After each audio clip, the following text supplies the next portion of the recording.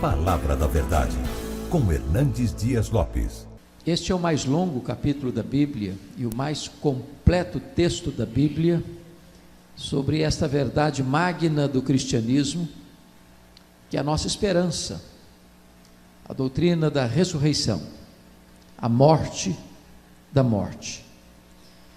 E eu gostaria que vocês acompanhassem, portanto, a leitura e não fechassem a Bíblia após a leitura, porque eu preciso que vocês acompanhem comigo a exposição do texto. 1 Coríntios 15. Paulo diz o seguinte: Irmãos, venho lembrar-vos o evangelho que vos anunciei, o qual recebestes e no qual ainda perseverais. Por ele também sois salvos, se retiverdes a palavra tal como a vô-la preguei, a menos que tenhais crido em vão. Antes de tudo vos entreguei o que também recebi, que Cristo morreu pelos nossos pecados, segundo as Escrituras, e que foi sepultado e ressuscitou o terceiro dia, segundo as Escrituras, e apareceu a Cefas e depois aos 12. Depois foi visto por mais de 500 irmãos de uma só vez, dos quais a maioria sobrevive até agora, porém alguns já dormem.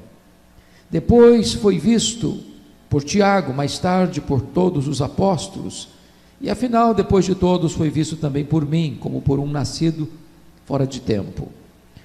Porque eu sou o menor dos apóstolos, que nem mesmo sou digno de ser chamado apóstolo, pois persegui a igreja de Deus.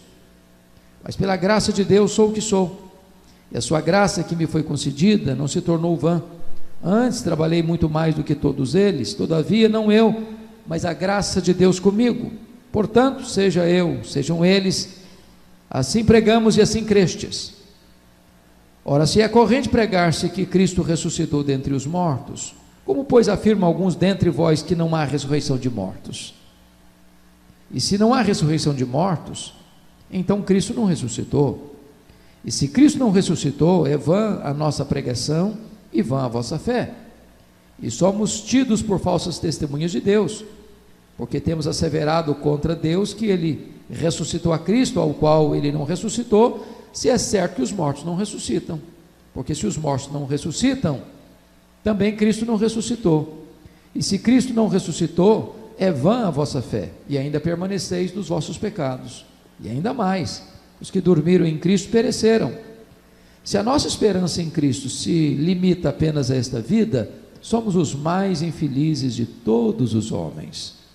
Mas de fato Cristo ressuscitou dentre os mortos, sendo ele as primícias dos que dormem. Visto que a morte veio por um homem, também por um homem veio a ressurreição dos mortos. Porque assim como em Adão todos morrem, assim também todos serão vivificados em Cristo. Cada um, porém, por sua própria ordem. Cristo as primícias, depois os que são de Cristo na sua vinda. E então virá o fim, quando ele entregar o reino ao Deus e Pai, quando houver destruído todo o principado, bem como toda potestade e poder, porque convém que ele reine até que haja posto todos os inimigos debaixo dos pés. O último inimigo a ser destruído é a morte, porque todas as coisas sujeitou debaixo dos pés. E quando diz que todas as coisas lhe estão sujeitas, certamente exclui aquele que tudo lhe subordinou. Quando, porém, todas as coisas lhe estiverem sujeitas, então o próprio Filho também se sujeitará àquele que todas as coisas lhe sujeitou, para que Deus seja tudo em todos. De outra maneira, que farão os que se batizam por causa dos mortos? Se absolutamente os mortos não ressuscitam, por que se batizam por causa deles? E porque também nós nos expomos a perigos a toda hora. Dia após dia morro. Eu protesto, irmãos, pela glória que tem em vós outros, em Cristo Jesus nosso Senhor. Se como homem lutei em Éfeso com feras, que me aproveita isto? Se os mortos não ressuscitam, comamos e bebamos, que amanhã morreremos. Não vos enganeis, as más conversações corrompem os bons costumes. Tornai-vos à sobriedade, como é justo, e não pequeis, porque alguns ainda não têm conhecimento de Deus. Isto digo para vergonha vossa. Mas alguém dirá: como ressuscitam os mortos? E em que corpo vem? Insensato, que semeias não nasce, se primeiro não morrer? E quando semeias, não semeias o corpo que há de ser, mas o simples grão, como de trigo ou de qualquer outra semente. Mas Deus lhe dá corpo como lhe aprouve dar, e a cada uma das sementes o seu corpo apropriado. Nem toda a carne é a mesma, porém uma é a carne dos homens, outra dos animais, outra das aves e outra dos peixes. Também há corpos celestiais e corpos terrestres, e sem dúvida, uma é a glória dos celestiais e outra dos terrestres. Uma é a glória do sol, outra a glória da lua e outra das estrelas, porque até entre estrela e estrela há diferenças de esplendor. Pois assim também é a ressurreição dos mortos. Semeia-se corpo na corrupção, ressuscita-se na incorrupção. Semeia-se em desonra, ressuscita-se em glória. Semeia-se em fraqueza, ressuscita em poder. Semeia-se corpo natural, ressuscita corpo espiritual. Se há corpo natural, há também corpo espiritual. Pois assim está escrito: o primeiro homem, Adão, foi feito alma vivente. O último Adão, porém, é espírito vivificante. Não é o primeiro o espiritual, e sim o natural, depois o espiritual. O primeiro homem, formado da terra, é terreno. O segundo homem é do céu. Como foi o primeiro homem, o terreno, tais são também os demais homens terrenos. E como é o homem celestial, tais os celestiais. E assim como trouxemos a imagem do que é terreno, devemos também trazer a imagem do celestial. Isto afirma, irmãos, que a carne e o sangue não podem herdar o reino de Deus. Nem a corrupção herdar a incorrupção. Eis que eu vos digo um mistério: nem todos dormiremos, mas transformados seremos todos, num momento, num abrir e fechar de olhos, ao ressoar da última trombeta. A trombeta soará, os mortos ressuscitarão incorruptíveis, e nós seremos transformados. Porque é necessário que este corpo corruptível se revista da incorruptibilidade, e que o corpo mortal se revista da imortalidade. E quando este corpo corruptível se revestir de imortalidade, e o que é mortal se revestir de imortalidade, então se cumprirá a palavra que está escrita: tragada foi a morte pela vitória. Onde está a morte, a tua vitória? Onde está a morte, o teu aguilhão?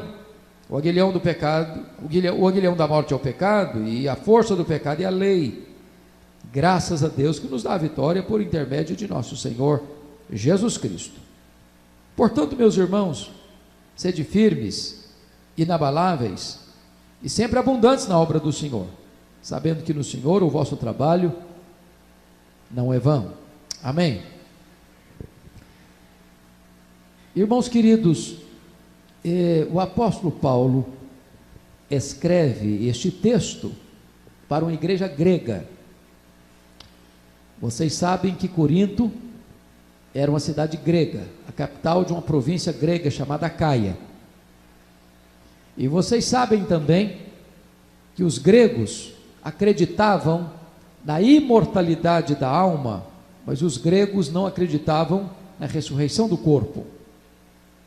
Os gregos acreditavam no dualismo, matéria má, espírito bom.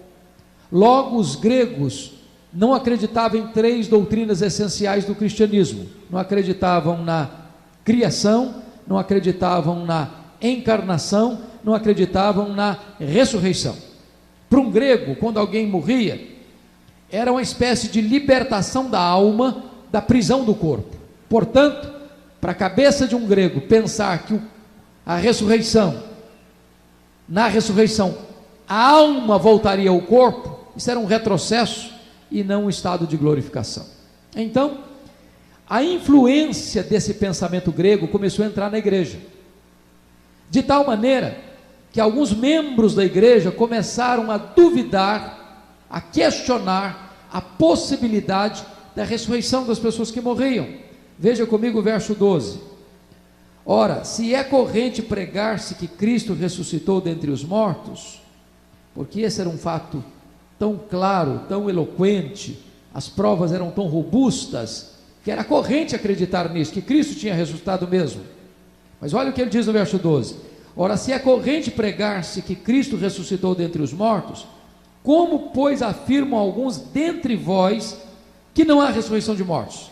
Note que não é toda a igreja que está pensando assim, mas alguém do meio da igreja, de dentro da igreja, membros da igreja, estão pensando isso, que os mortos não ressuscitam, por causa da influência do pensamento grego. Para responder essa questão, é que Paulo escreve esse capítulo. Então notem vocês que o argumento de Paulo é o seguinte: ou você aceita o pacote todo, ou então tem que rejeitar o pacote todo. Não dá para você acreditar que Cristo ressuscitou e negar que os mortos vão ressuscitar. Porque se os mortos não vão ressuscitar, então Cristo não ressuscitou. Então, se você acredita que Cristo ressuscitou, necessariamente você tem que acreditar que os mortos vão ressuscitar. Porque se você nega que os mortos vão ressuscitar, então automaticamente você está negando que também Cristo ressuscitou. Essa é a lógica cartesiana de Paulo nesse texto. Pois bem, esse assunto é tão importante, porque Paulo está tratando aqui de 3 aspectos: a ressurreição no passado, como um fato histórico; segundo, a ressurreição no presente, como um artigo de fé; terceiro, a ressurreição no futuro, como uma esperança bendita. Então eu queria olhar esse texto agora com vocês sob 5 perspectivas. Primeiro, o fato da ressurreição; segundo, a importância da ressurreição; terceiro, a ordem da ressurreição; quarto, a natureza da ressurreição; e quinto, finalmente, o tempo da ressurreição. Então vamos olhar o fato da ressurreição. E Paulo começa argumentando da seguinte maneira: ele fala que ele está escrevendo para lembrar a eles o evangelho que ele já tinha anunciado para eles. Versículo 1: evangelho esse que eles haviam recebido, e evangelho esse no qual eles ainda perseveravam. E aí ele diz no verso 2 que por esse evangelho eles haviam sido salvos, se eles retivessem a palavra exatamente como Paulo havia pregado para eles. Porque se eles não tivessem permanecido nesse evangelho que Paulo havia pregado para eles, do mesmo jeito que Paulo havia pregado para eles, eles tinham crido em vão. Eles teriam crido um outro evangelho então, e não no evangelho que Paulo pregou. Só tem um evangelho, e o evangelho que Paulo havia pregado para eles. Mas qual o conteúdo desse evangelho? A primeira coisa que ele está dizendo é que eles haviam sido salvos. Se eles haviam sido salvos, então esse Cristo no qual creram não podia ter sido vencido pela morte. Um Cristo vencido pela morte não pode salvar nem ele mesmo, quanto mais salvar outras pessoas. O simples fato de eles já estarem salvos já era uma evidência eloquente de que esse Cristo havia matado a morte, vencido a morte. Quando chega no verso 3, ele então sintetiza o evangelho em 3 expressões. Vejamos aí: antes de tudo vos entreguei o que também recebi, que Cristo morreu pelos nossos pecados, segundo as Escrituras. Verso 4, e que foi sepultado e ressuscitou ao 3º dia, segundo as Escrituras. Entendamos, o que Paulo está dizendo é que a morte de Cristo não foi um acidente. Segundo, o que Paulo está dizendo é que a ressurreição de Cristo não foi uma surpresa. Tanto a morte de Cristo quanto a ressurreição de Cristo haviam sido profetizados, porque ele morreu pelos nossos pecados, segundo as Escrituras, foi sepultado e ressuscitou, segundo as Escrituras. Ou seja, nada saiu do script, nada saiu do programa, nada saiu do planejamento. Ele morreu porque estava planejado para morrer, e ele ressuscitou porque estava planejado para ressuscitar. Nenhum fato novo, nenhuma novidade nisso. Tudo aconteceu conforme o planejado por Deus. Ele morreu pelos nossos pecados, não porque Judas o traiu, ou porque Pedro negou, ou porque o Sinédrio prendeu, ou porque Pilatos o condenou, ou porque os soldados o pregaram naquela cruz. São fatos históricos. Mas a razão principal pela qual ele morreu pelos nossos pecados.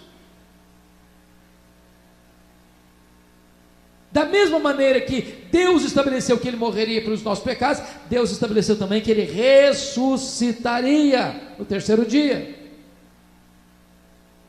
E a partir daí, então, do verso de número 5, o apóstolo Paulo, até o versículo de número 11, vai elencar vários exemplos de como Jesus ressuscitou, aparecendo para várias pessoas. Se não, vejamos, olha aí comigo. No verso de número 5, ele aparece para Cefas e para os 12. No verso 6, ele aparece para mais de 500 irmãos de uma só vez, dos quais a maioria ainda estavam vivos. Depois, no verso 7, ele aparece para Tiago, e mais tarde para todos os apóstolos. E no verso 8, ele aparece para o próprio Paulo. Notem que isso não é prova científica, isso é prova judicial. Prova científica é aquela que você leva para um laboratório e repete quantas vezes você quiser. São provas históricas, são provas judiciais, são fatos concretos, comprovados, testemunhados por várias pessoas. Então o que Paulo está dizendo é que a ressurreição de Cristo é um fato absolutamente verdadeiro, legítimo, irrefutável. Essa é uma doutrina que o mundo quer negar. Aliás, lá do começo, pagaram os guardas lá para mentir. Não, nós estávamos dormindo quando pegaram o corpo dele. Outros, não, ele nem chegou a morrer, ele desmaiou na cruz. Outros, não. Na verdade, as mulheres foram no túmulo errado, e depois falaram aí que ele ressuscitou. Mas a verdade inegável e absoluta é essa: Jesus ressuscitou. Isso é uma verdade absoluta. Essa é a pedra de esquina da doutrina cristã, porque o túmulo vazio de Jesus é o berço de onde a igreja nasceu. A segunda verdade que Paulo vai tratar agora para nós não é apenas o fato da ressurreição, mas a importância da ressurreição, dos versos 9 a 19, versos 12 a 19. Então, olha como Paulo trabalha com a questão da lógica aqui. Ora, se é corrente pregar que Cristo ressuscitou dentre os mortos, como, pois, afirma alguns dentre vós que não há ressurreição? E ele argumenta no verso 13: se não há ressurreição de mortos, então Cristo não ressuscitou. E se você perceber, ele repete o verso 13 no verso 16, ipsis literis, porque se os mortos não ressuscitam, também Cristo não ressuscitou. Agora ele vai argumentar a importância da ressurreição, dizendo algumas coisas maravilhosas aí. Primeiro, no verso 14, ele diz assim: se Cristo não ressuscitou, é vã a nossa pregação. Então, o que eu estou fazendo aqui é uma perda de tempo, e o que você está fazendo aí é outra perda de tempo. Sem ressurreição, não tem evangelho, não tem pregação, não tem boa nova. Se o túmulo tem a última palavra, então a morte venceu, então o diabo venceu, então Cristo foi derrotado. Então não há qualquer boa nova para ser anunciada. Então as igrejas deviam fechar as portas, os pregadores deviam se aposentar, fazer outra coisa, porque não tem sentido você pregar se Cristo está vencido pela morte. Segundo, olha o versículo 14: se Cristo não ressuscitou, é vã a vossa fé. Então você está crendo num mito, você está crendo numa fantasia, você está crendo numa quimera, você está crendo em algo que foi inventado pelo homem, que não passa de um mito. Então a ressurreição é uma mitologia e não uma realidade. Terceiro, se Cristo não ressuscitou, olha o verso 15: nós somos tidos por falsas testemunhas de Deus. O que é uma falsa testemunha?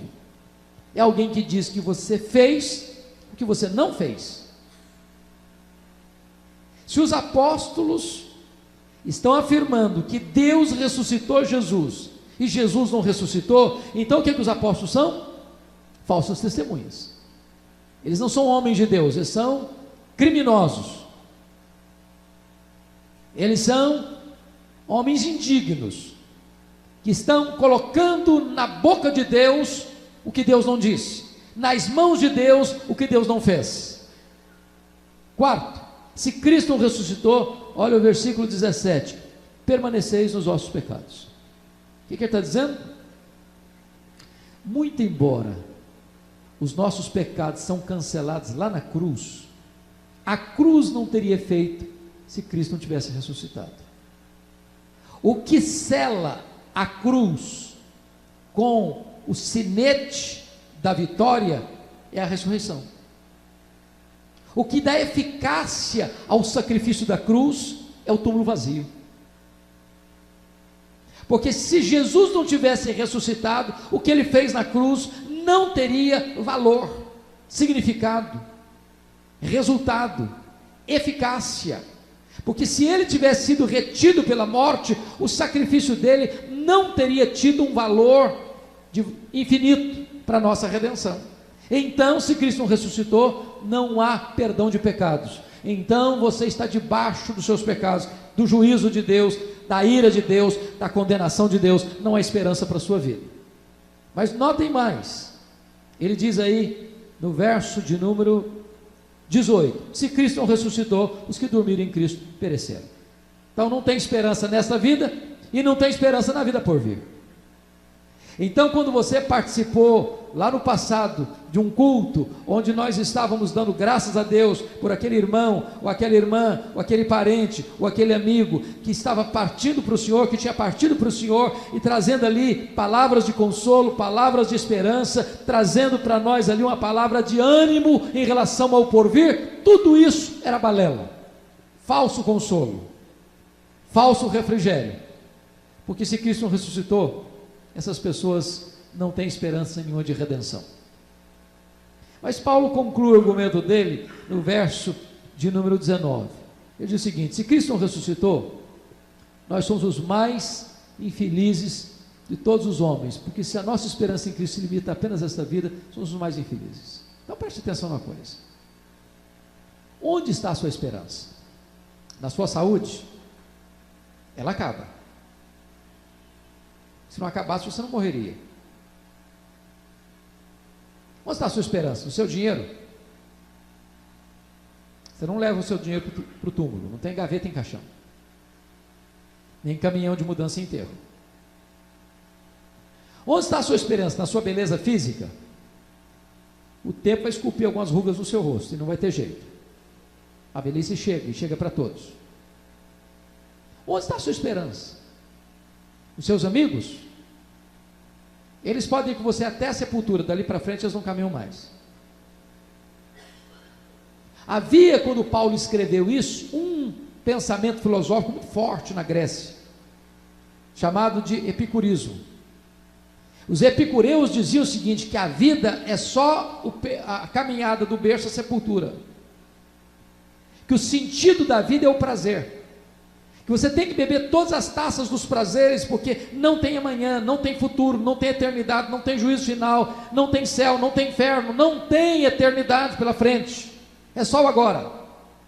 E aí Paulo está dizendo o seguinte: se Cristo não ressuscitou, se a nossa esperança se limita apenas a essa vida, então os epicureus estão com a razão.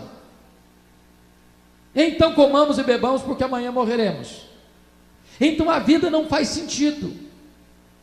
O que faz de você um cristão é que você tem esperança, é que você não vive apenas para o agora, é que você crê na eternidade, é que você crê que o seu último endereço não é um túmulo gelado, é que você crê que a morte não tem a última palavra, é que você crê num mundo depois desse melhor do que este, um mundo de glória, de comunhão com Deus.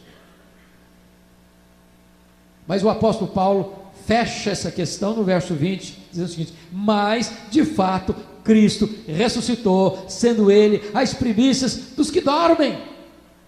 Essa não é uma matéria em aberto, irmãos, essa não é uma matéria de estudo. Será que ressuscitou? Será que vai descobrir alguma coisa nova aí pela frente que possa colocar em xeque a ressurreição dele? Paulo diz: não, isso é matéria fechada. Mas de fato Cristo ressuscitou, e ressuscitou como primícias dos que dormem, Então vamos olhar agora o terceiro ponto, que é a ordem da ressurreição. Então vamos entender uma coisa: ele é primícias dos que dormem. Está se referindo a quem? Essa metáfora dormem é uma metáfora usada para a pessoa que morreu, certo? Olha aí no versículo 6: depois foi visto por mais de 500 irmãos de uma só vez, dos quais a maioria sobrevive até agora, porém alguns já dormem. Então ele contrasta os que estão vivos até agora com os que já dormem. Então está claro aqui que ele usa a palavra dormir como uma figura para quem já morreu, certo? É isso que está aqui no verso 20. Mas de fato Cristo ressuscitou dentre os mortos, sendo Ele as primícias dos que dormem. Os que estão mortos, Ele é as primícias. O que é primícias? Que vem primeiro. Mas aí uma pergunta é feita: o que é que dorme? É o corpo ou é a alma?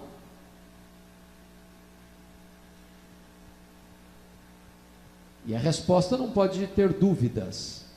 O que dorme é o corpo, porque o que morre é o corpo.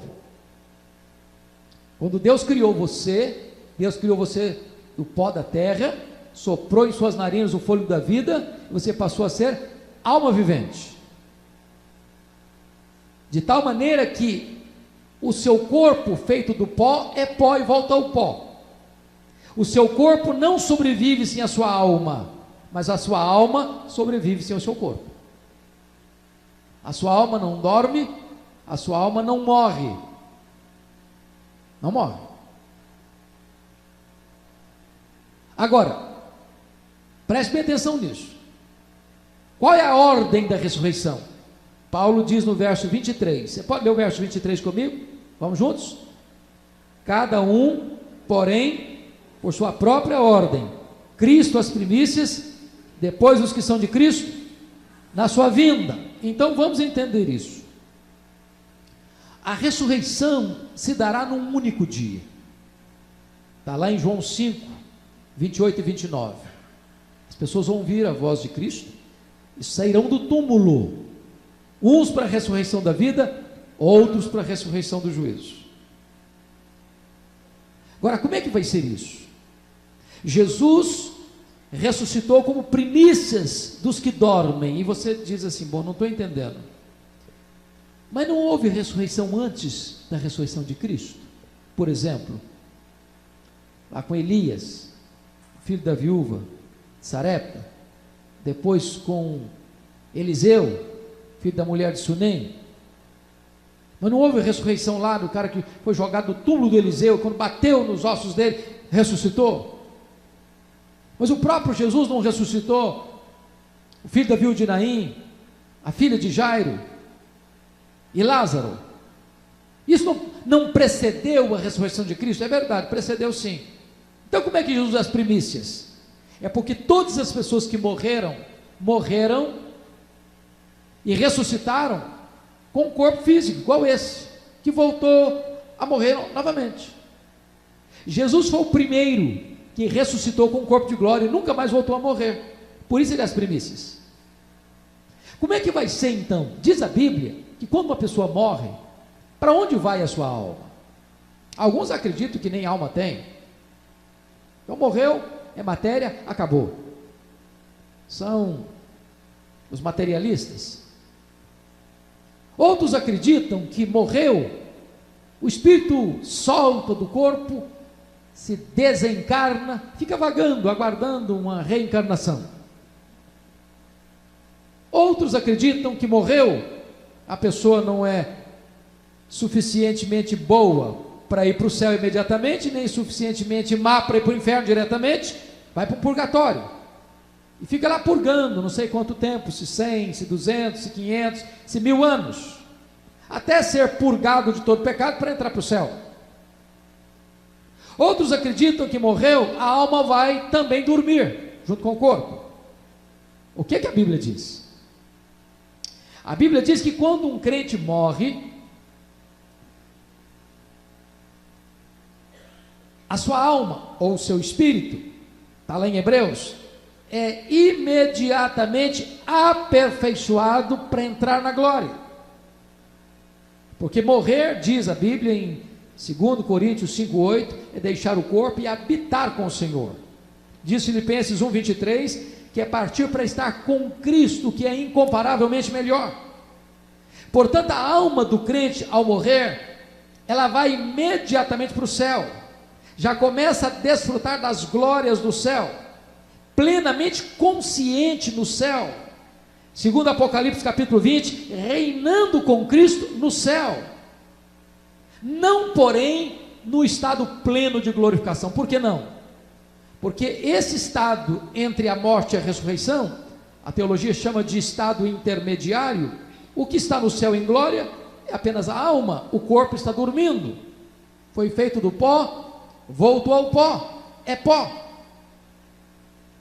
Mas quando Jesus voltar, está escrito aí, estas almas que já estão lá glorificadas no céu, desde Abel, o primeiro homem a morrer na terra, voltarão com Cristo, nesse glorioso séquito, junto com os anjos.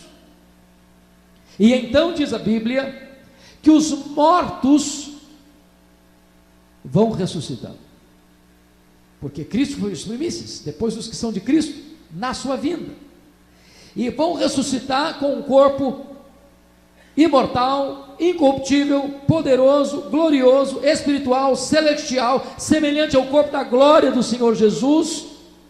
E este corpo de glória então se une a esta alma glorificada que vem com Jesus, e se une, e então aqui acontece a plena glorificação, quando nós estaremos para sempre com o Senhor. Assim se dará, é nesta ordem: Cristo as primícias, depois os que são de Cristo, na sua vinda. Mas aí, meus irmãos, o apóstolo Paulo introduz um assunto complicadíssimo no verso 29, que se não entendermos bem, poderemos chegar a conclusões perigosas. Olha comigo o que eu diz no verso 29. De outra maneira, que farão os que se batizam por causa dos mortos? Se absolutamente os mortos não ressuscitam, porque se batizam por causa deles. Não é estranho isso aqui? Será que Paulo está ensinando esse negócio? Você se batizar em favor ou em benefício dos mortos? Vamos entender isso aqui. O que aconteceu é o seguinte: lá na igreja de Corinto, que era uma igreja que veio do paganismo, do politeísmo, algumas pessoas convertidas estavam na igreja, aí ia pensar assim: e a minha mãe? E o meu pai? E o meu avô? Que já morreu. E ele não conhecia o que nós conhecemos. Então vamos fazer uma coisa? Nós vamos nos batizar em função dele, ou dela, que já morreu, para dar uma ajudazinha, cooperar um pouquinho. Você conhece alguma coisa parecida com isso hoje? A pessoa faz uma forcinha, faz alguma coisa aqui, para ajudar. Não é que Paulo está aprovando isso não, irmãos. Paulo não está referendando essa prática não. O que Paulo está pegando é o seguinte: essa prática ainda era uma prática pagã na igreja. Esse povo está vindo do paganismo, eles estão sendo instruídos agora no Evangelho. O que Paulo está dizendo é o seguinte: essa prática que vocês fazem não faz sentido se vocês não creem na ressurreição. Se vocês não creem na ressurreição, para que vocês se batizam em favor dos mortos? Essa prática é errada, mas ela é incoerente se vocês não creem na ressurreição. Olha o outro argumento dele, versículo 30. E por que também nós nos expomos a perigos a toda hora? Dia após dia morro, eu protesto, irmãos, pela glória que tem em vós outros, em Cristo Jesus nosso Senhor. Se como homem lutei em Éfeso com feras, do que me aproveita isso, se os mortos não ressuscitam? Comamos e bebamos, porque amanhã morreremos. Está dizendo o seguinte: para que um crente vai sofrer e enfrentar perseguição? Mandar um missionário lá para a janela 10 por 40, para correr o risco de ser preso, de ser torturado, de morrer pela sua fé, se não tem negócio de ressurreição? Então é tolice sofrer, é bobagem você enfrentar riscos, perigos, ameaças por causa dessa fé, se não tem ressurreição. Paulo está argumentando com eles, para mostrar para eles a incoerência deles, de alguns deles não crerem que os mortos pudessem ressuscitar. Mas agora vem o quarto ponto dessa mensagem, que é a natureza da ressurreição, dos versos 35 a 49. E tem uma pergunta a ser feita: mas alguém dirá, como ressuscitam os mortos? Em que corpo vem? Paulo era um escritor tão perito, e obviamente inspirado pelo Espírito Santo, que sabendo ele que nós faríamos esse tipo de pergunta, ele mesmo faz e ele mesmo responde. E a grande pergunta é essa: como ressuscita os mortos? Em que corpo vem? Porque essa é uma pergunta sua, minha, nossa. Pensa comigo. Imagine um irmão querido que está entre nós com 100 anos de idade. Aí morre. Como é que vai ressuscitar? Um vovozinho de 100 anos no céu? Andando de bengala, glorificado? Ponta de diamante? Pense você num menino que morreu com 6 meses de idade. Vai ser um bebê lá no céu? Ou pense numa criança que nem nasceu ainda, um feto. Vai ser um feto glorificado no céu? Ou pense você numa pessoa que nasceu com um defeito físico, falta uma perna, falta um braço. Vai ser uma pessoa defeituosa lá no céu? Mesmo glorificado, vai ter um corpo deficiente? A pergunta de Paulo é legítima. Como ressuscita os mortos? Em que corpo vem? Muito embora a Bíblia não desça detalhes, o que ela quer dizer para nós é que nós vamos ter um corpo semelhante ao corpo da glória do Senhor Jesus Cristo. Um corpo pleno, um corpo perfeito, um corpo sem defeito físico, um corpo sem qualquer problema de enfermidade ou de cansaço. Posso garantir para vocês que esse corpo de glória não vai ter 2 problemas gravíssimos que nós enfrentamos: nem briga com o espelho, nem briga com a balança. Ninguém vai ficar assim: ah, meu Deus do céu, por que meu nariz não é menor? Por que a minha orelha é pequena assim? Por que é grande demais assim? Por que eu nasci assim? Por que meu rosto não era mais assim? Por que o meu corpo não era mais assim? Não vai ter esse problema. Todos nós vamos ter um corpo perfeito. Louvado seja Deus. Então, calma, Deus não errou no projeto. Agora, em que corpo vem? Porque tem tanta pergunta nessa área, irmãos. Por exemplo, você vai ou não vai conhecer lá no céu, um ou outro? E a resposta clara, é claro que vai conhecer. É claro, ué. Você já pensou eu morar com você a eternidade inteira e você não saber quem eu sou e não saber quem é você? Faz sentido isso? Nenhum sentido. Pois bem, irmãos, nós caminhamos para a glorificação. Aqui que nós conhecemos pouco. Aqui nós vemos como espelho. Se eu perguntar para você, você conhece seu irmão? Você poderia responder para mim: eu não conheço nem a mim mesmo. Quem de nós levanta a mão aqui e diz: eu me conheço 100%? Nenhum de nós. Nenhum de nós. Nós somos surpreendidos por nós mesmos. Você já não chegou o dia assim de ficar escandalizado com você? Não, eu já fiquei escandalizado comigo. Meu Deus, eu estou fazendo isso? Eu estou pensando isso? Você mesmo. Você é pior do que você imagina que você é. Como diz um colega meu, se a minha mulher me conhecesse como Deus me conhece, ela vai ficar casada comigo 5 dias. Você não se conhece, eu não me conheço. Mas lá no céu, nós vamos conhecer como nós somos conhecidos. Lá não vai ter esse negócio de conhecer só por alto. Vamos ter pleno conhecimento. O que não vai ter no céu são lembranças amargas. Ah, mas se a minha mãe não estiver lá? Ah, e se o meu filho não aparecer lá? E se o meu marido não aparecer lá? Você não vai ter lembranças amargas no céu. Céu não é lugar de choro. Céu é lugar que Deus vai enxugar dos nossos olhos toda lágrima. Outra coisa que não vai ter no céu, querido irmão: não vamos ser uma família do jeito que nós somos aqui, família Silva, Pereira, Oliveira. Não, lá no céu você não vai ser mais família do seu pai, da sua mãe, do seu filho, da sua mulher, do seu marido, do que de Abel, do que Abraão, Isaac e Jacó. Lá vamos ser uma família só. Outra coisa que não vai ter no céu, varão, é casamento. Não vai ter esse negócio lá não.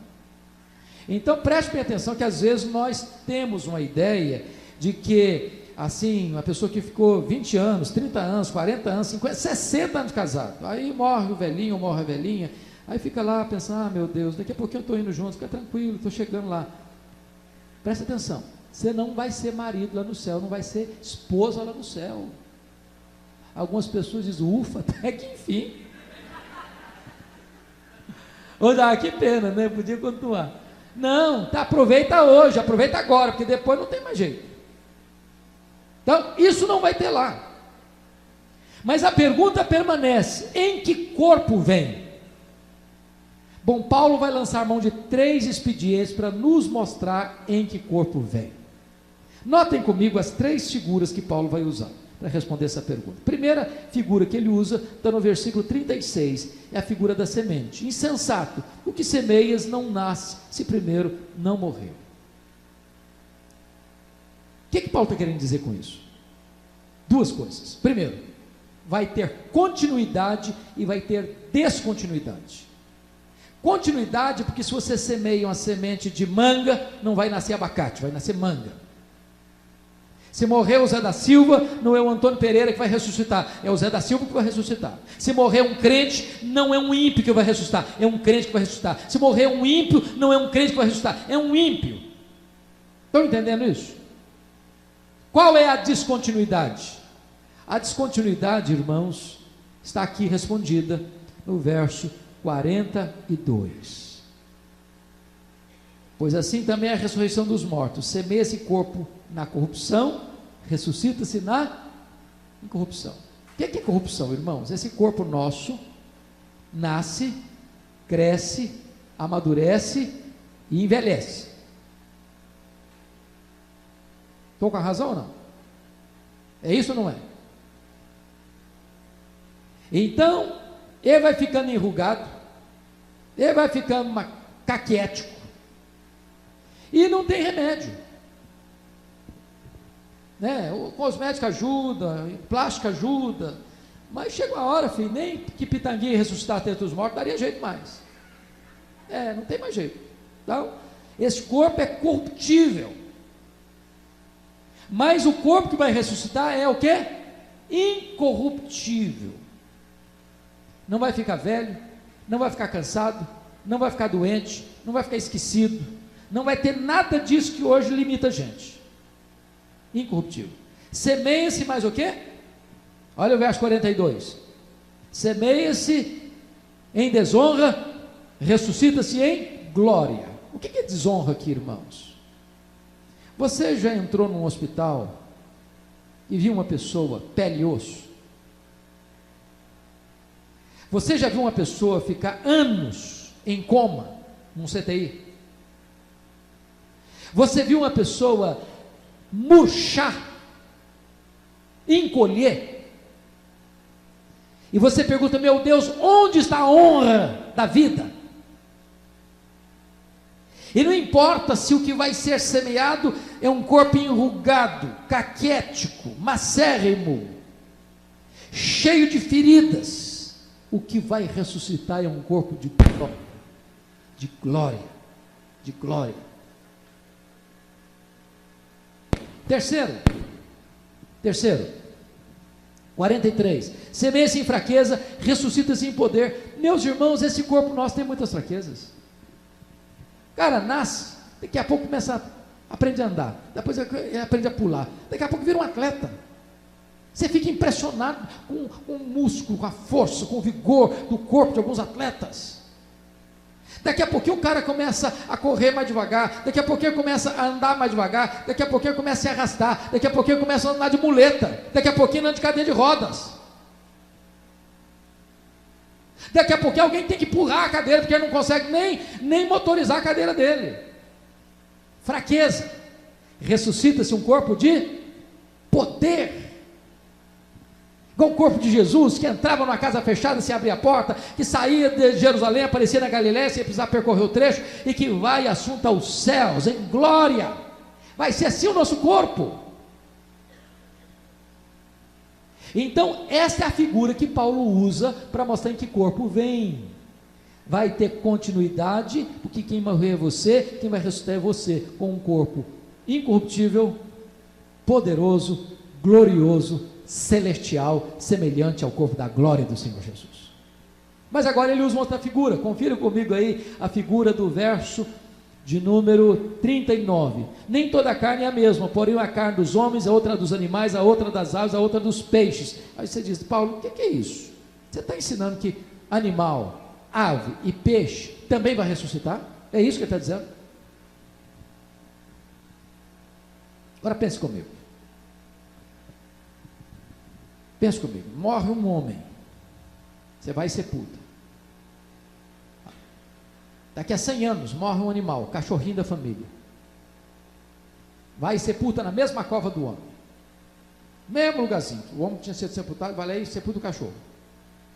100 anos depois, morre o peixe do aquário, você vai lá e sepulta na mesma cova que o homem e o cachorro estavam sepultados. 100 anos depois, morre o passarinho da gaiola, você vai lá e sepulta na mesma cova. Daqui a 100 anos, você abre a cova, o que tem lá dentro? Pó. Mas misturou pó de homem com pó de cachorro, com pó de peixe, com pó de passarinho. E como é que vai ser no dia da ressurreição? Como é que vai ser? Misturou tudo. O que Paulo está querendo dizer é o seguinte: Deus sabe o que é pó de homem, o que é pó de animal, o que é pó de peixe, o que é pó de ave. O que vai ressuscitar é pó de homem. Vocês estão entendendo isso? Porque hoje tem gente que acha que os cachorrinhos também vão ressuscitar. Há poucos dias uma mulher me ligou, falou: pastor, eu quero perguntar uma coisa para o senhor. Eu falei: pode perguntar, minha irmã. Quer saber se a minha cachorrinha vai para o céu? E antes que eu respirasse melhor para responder, porque eu fiquei muito espantado com a pergunta, ela foi logo emendando: porque se ela não for, também não quero ir. Falei: aí é outro problema. Aí já não é comigo, é com a senhora mesmo. Eu tomei um susto há poucos dias. Um pastor, assim, pastorzão, abençoado, foi surpreendido na festa de casamento. Sabe quem levou a aliança para o altar? Não foi a vovó, e não foi a netinha também, foi a cachorrinha, toda bonitinha, entendeu? Ou não entendeu? O povo está ficando biruta. A cachorrinha levou a aliança para o altar, desse jeito, vestida, com vestido assim, todo cheio de renda. Mas é muito importante entender o seguinte: cachorro não vai ressuscitar. Deus criou anjos, homens e animais. Inclua animais aí, peixes e aves. Anjos têm espírito e não têm corpo. Animais têm corpo e não têm espírito. Homem tem corpo e espírito. É isso que Paulo está dizendo. Mas ele usa uma terceira figura para responder essa pergunta: que corpo vem? Olha comigo o versículo 40. Como também há corpos celestiais e corpos terrestres, e sem dúvida uma é a glória dos celestiais, a outra dos terrestres. Uma é a glória do sol, outra a glória da lua, outra a glória das estrelas, porque até entre estrela e estrela há diferença de esplendor, pois assim também é a ressurreição dos mortos. O que Paulo está dizendo é o seguinte: na ressurreição todos os corpos vão brilhar como astros, mas nem todos os corpos vão brilhar com a mesma intensidade. Não é que Paulo está dizendo aí que vai ter inveja no céu. Seu corpo brilha mais que o meu. E não tem espaço para inveja no céu. Nada contaminado vai entrar lá. Mas quando você olha para o céu, tem estrela que brilha mais que outra. E está escrito em Daniel capítulo 12, 2, que aqueles que a muitos conduzirem à justiça brilharão como o sol no firmamento, como as estrelas eternas. Talvez esta seja a melhor explicação da Bíblia para a questão dos galardões. Talvez seja. Porque tem crente que é salvo, e todo salvo é salvo pela graça, mas vai ser salvo e vai para o céu, mas não vai receber galardão. É o que Paulo ensina em 1 Coríntios capítulo 3, 11 a 15. Porque construíram sobre o fundamento com material que não suporta o juízo do fogo, madeira, palha e feno. Mas se o que construir sobre o fundamento com pedras preciosas, ouro e prata, esse vai ser provado pelo fogo e vai sobreviver, e esse vai receber galardão. Então Paulo diz que esses vão ser salvos como que através do fogo, vão entrar no céu com cheiro de fumaça, mas não fizeram nada. Porque notem isso: você é salvo pela graça, mas você recebe galardão pelas obras. Até um copo de água fria que você der para alguém, não ficará sem galardão. Então eu acho que tem muita crente que vai entrar no céu meio lusco-fusco, meio opaco assim, porque até entre estrelas e estrelas há diferença de esplendor. Assim também será a ressurreição dos mortos. Mas eu termino com o último ponto que Paulo menciona, que é o tempo da ressurreição.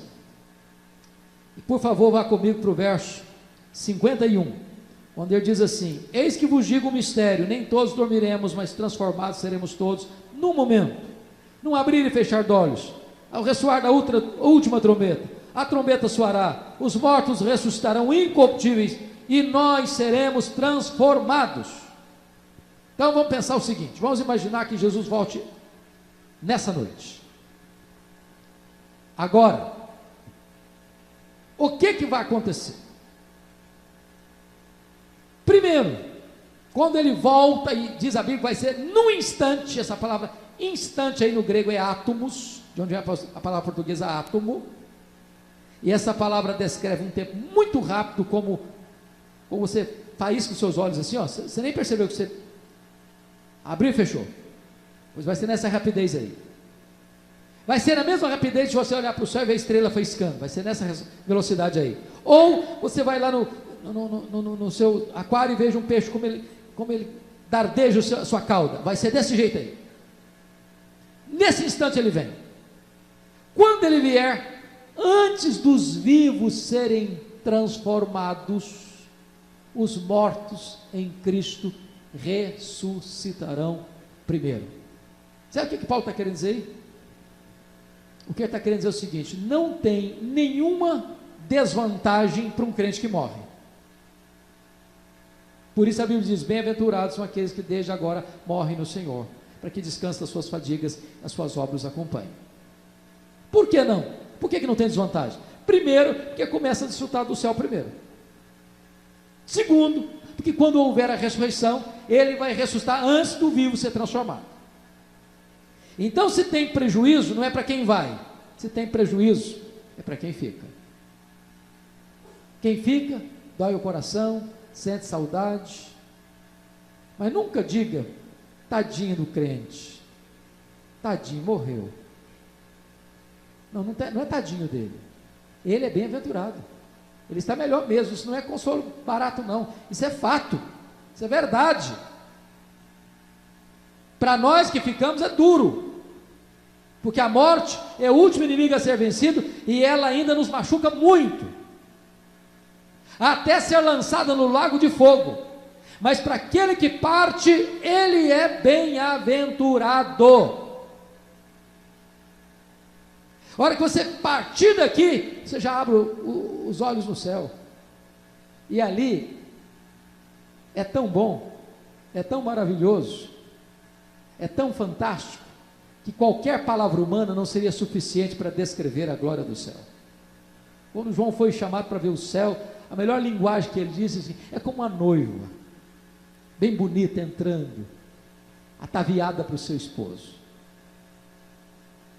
É tão bonito como uma cidade glorificada, cuja praça é de ouro, cujas portas são de pérola, cujos muros são de jaspe, e aí vai começando a descrever. É com essa beleza.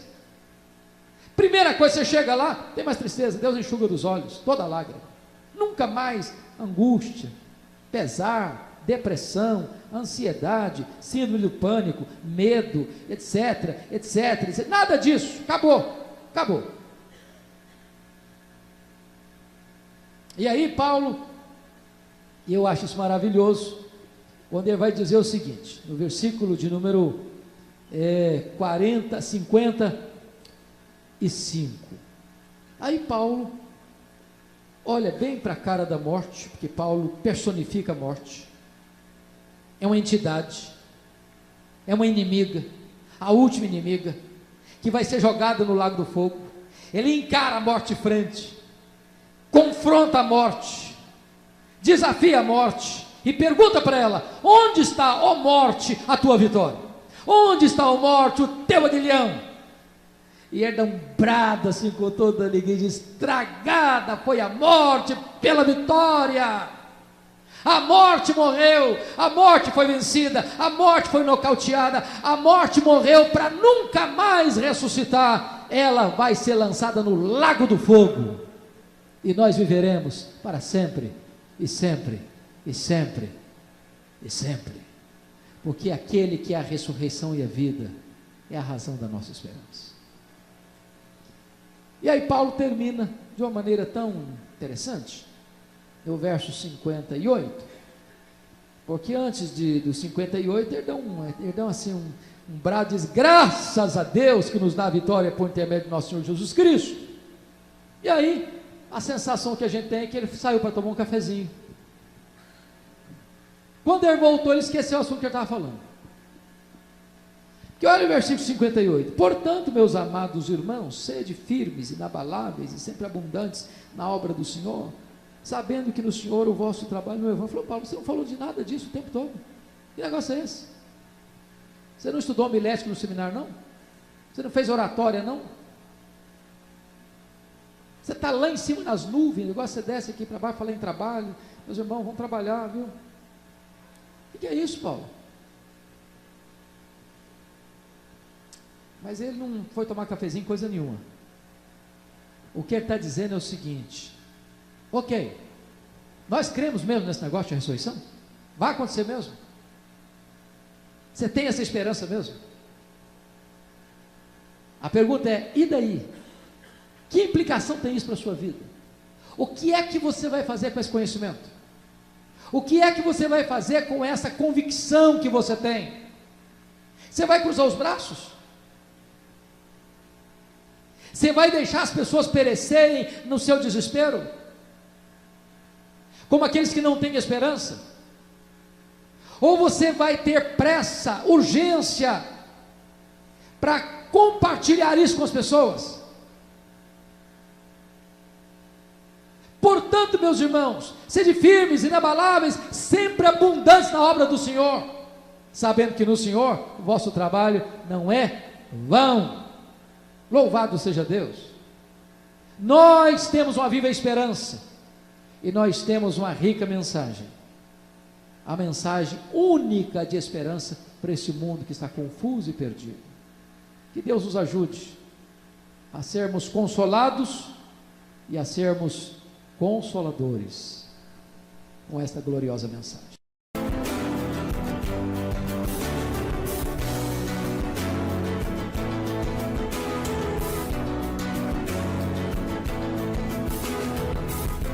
Palavra da Verdade, com Hernandes Dias Lopes.